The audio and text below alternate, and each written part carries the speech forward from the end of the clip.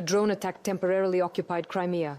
Around midnight, the first explosions were heard near the Saki airfield in Novofedorivka, according to reports on social media.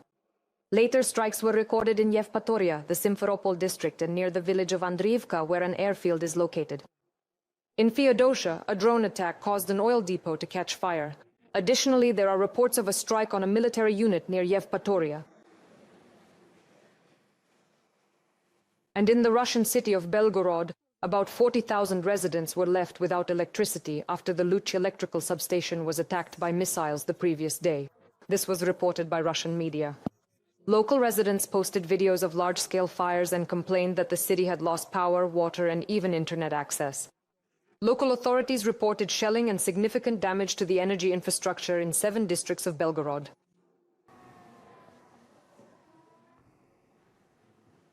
One of Russia's largest manufacturers of industrial explosives was attacked by drones. This refers to the Sverdlov plants in Dzerzhinsk. Russian public channels also reported explosions in several other regions, in particular airports in the Ivanovo and Tuapse regions, as well as in Sochi, Nizhny Novgorod, Gelendzhik, Tambov, Yaroslavl, Krasnodar, and Kaluga also suspended operations. In Russia's Dzerzhinsk, there is a fire following overnight air attacks. Locals report that flames can supposedly be seen in the area of the Sverdlov plant. Eyewitnesses are posting videos showing explosions and flashes at the facility. The Sverdlov plant is one of Russia's major enterprises for the production of explosives and munitions. At the same time, in Krasnodar Krai, in Tuapse and Sochi, local residents are reporting a series of explosions. And the sound of gunfire, apparently. Local authorities are working to clarify the circumstances. So, in your opinion, how effectively are we managing to destroy such explosives production facilities in Russia today? How much does this undermine their logistics and combat capability today? We see that the most effective approach is also the most promising. Striking enemy targets means hitting everything related to fuel and lubricants, that is, production, storage, and transportation. But recently, more and more chemical industry enterprises have been added to this, as well as everything related to the production of explosives and rocket fuel, also ammunition, cartridges, and so on. That is, taking into account how and what is being used, the timing of the strikes. These are our strike UAVs, loitering munitions, drones. The combat forces involved are not very large, so this is most effective precisely against such enterprises. And we can see that thanks to these strikes already. Operations are halted, enterprises are put out of commission, which affects the economy accordingly. Russia, at different times, the rate of shutdowns at these enterprises rises from 20 to 40%.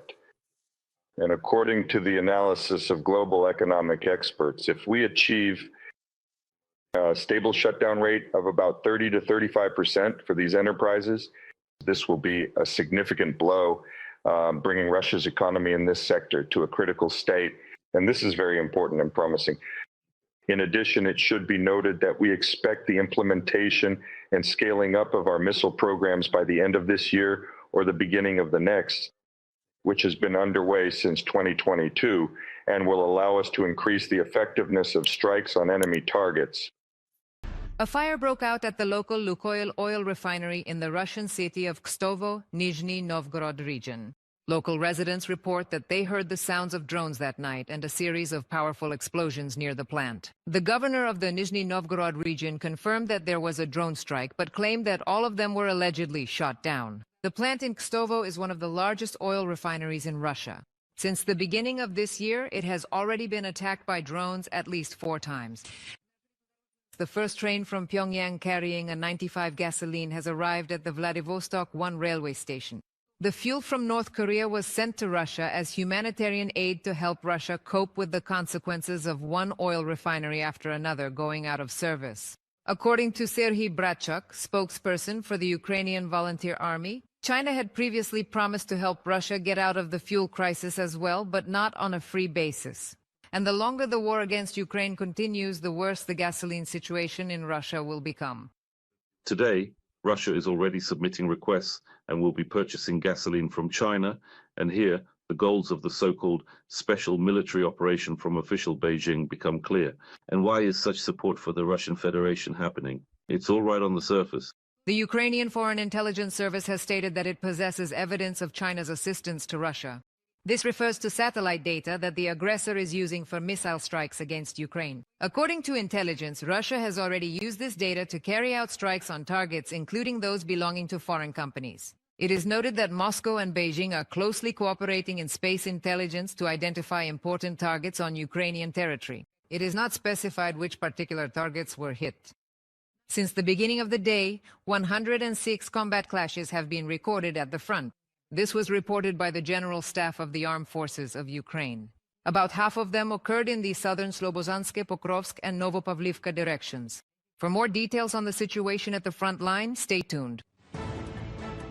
The situation near the settlement of Yampol in the Donetsk region has been stabilized. This was reported by the Commander-in-Chief of the Armed Forces of Ukraine, Oleksandr Syrsky. According to him, Ukrainian units continue to clear the area of the remaining Russian sabotage and reconnaissance groups.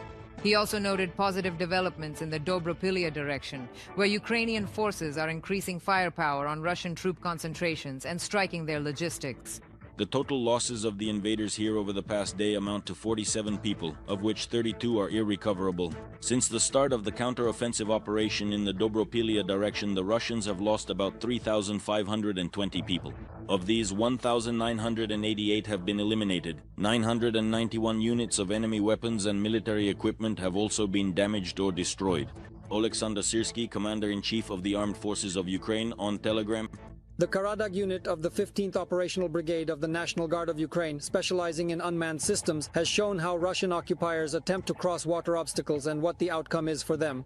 Detected watercraft belonging to the Russian army are promptly destroyed, as is Russian infantry. And even the few who do manage to cross a river or reservoir cannot escape the ever-present FPV drones. Another example of a failed attempt by Russian occupiers to cross a water barrier was shown by the 40th Separate Coastal Defense Brigade. Their drone operators debunked yet another fake story from the so-called Russian war correspondents. Those correspondents published a video showing a Russian army boat supposedly evading a strike from a Ukrainian FPV drone, presenting it as a victory. However, they did not show the continuation of that same video, where another drone from the 40th Brigade actually destroys the boat along with its landing party near the shore. In the southern Slobozhansky direction, the Ukrainian armed forces repelled attempts by the invaders to break through the defenses near Volchanskia Khutora, Otradnoye, Bologovka, Kamenka, and Zapadnoye. On the Pokrovsk section of the front, the Russian army tried to push back the defense forces in the areas of Zolotoy Kolodez, Rodinskoye, Nikanorovka, Kotlino, Udachnoye, and Kazatskoye. In the Novopavlovsk direction, Ukrainian defenders thwarted enemy attack attempts in the areas of Sosnovka, Kamishevaha, Voronovo, Malevka, Novonikolayevka, and Novogrigorievka.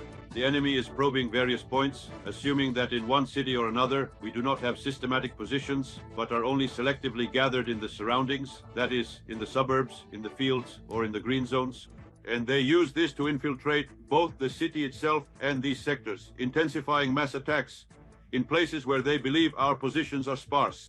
Well, for example, sometimes there are 50 or 70 people per kilometer. Sometimes when there really isn't an active combat operation on this front, the enemy uses this to unexpectedly break through in that direction to enter, as we say, the same Yampol from the flank.